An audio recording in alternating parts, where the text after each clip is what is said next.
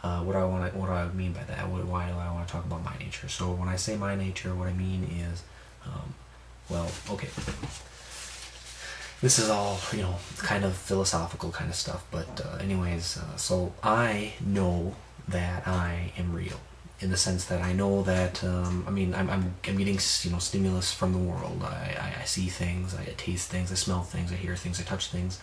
Those things, I know there's a bunch of information coming in, and something's happening to give me this subjective experience is the word I use, the term of this moment, of my perception of the world. Okay, so I know that I have a perception of the world because I'm experiencing it, but I don't know for sure, and this is kind of the thing I want to say, is that you don't know for sure necessarily, though, whether or not others are having a perception of the world, or maybe they don't. Maybe they're just like, you play on the computer and you don't think that there's anything actually going on in the computer, just some numbers clicking. It's just like any other kind of machine. You go, maybe I don't know, you go sharpen something, or you go I don't know, like swirl around a little chair or something like that, the screw, and the chair goes up or down. Those are just mechanical things. You don't actually think that the machine itself is receiving anything. Likewise with a computer. Well, maybe that could even be the case with other human beings. You don't know for sure. I don't know for sure. And you probably will have the same issue. I could be lying right now and saying that I have all these perceptions and stuff like that, and maybe that's not true. But obviously, which I do believe, that you do have a perception, but I don't know for certain, but you probably feel the same way.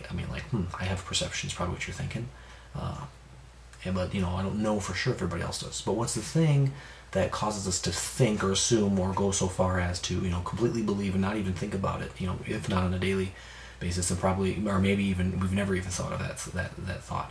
Well, what that would be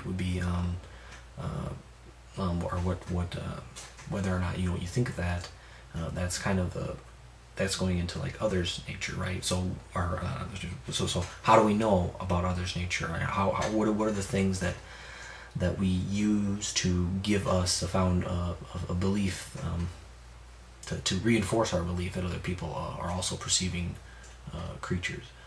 I think first off and foremost, language. So if you can have a conversation with a person, or you can sense their body language, which is the majority of communication anyway. So even if you can't speak someone's language, you're probably still going to assume they're a person just because you look at their body language. You look at all the ways that they react and everything, and if they're sad, happy, where they're looking at, all that kind of stuff, and you can tell how they're feeling or what's going on in their head for the most part. Maybe not if they're sleeping, but they're still you see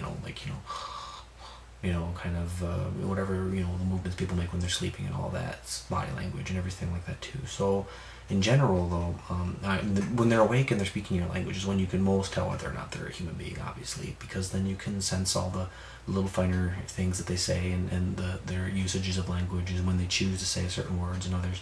And you might even think that other people think quite a bit different than you, and obviously that's probably the case. Why would we all think that everything's going on inside of everyone else's heads the exact same? It probably isn't, because we all say different things. We have different, concepts of how things work and all that. And we have our arguments and everything like that. And we have different sensory organs even. My eyes are colorblind, and I don't see red and green, or I can't distinguish them in the same way that other human beings, the majority of people can. Some people have a different, gene for their blue receptor. So they too also will have a slightly different, view of the world, whatever's coming in automatically. It has to be. I know I have to be, just because I can't, my language, when I say, oh, that's brown, a lot of people say it's green.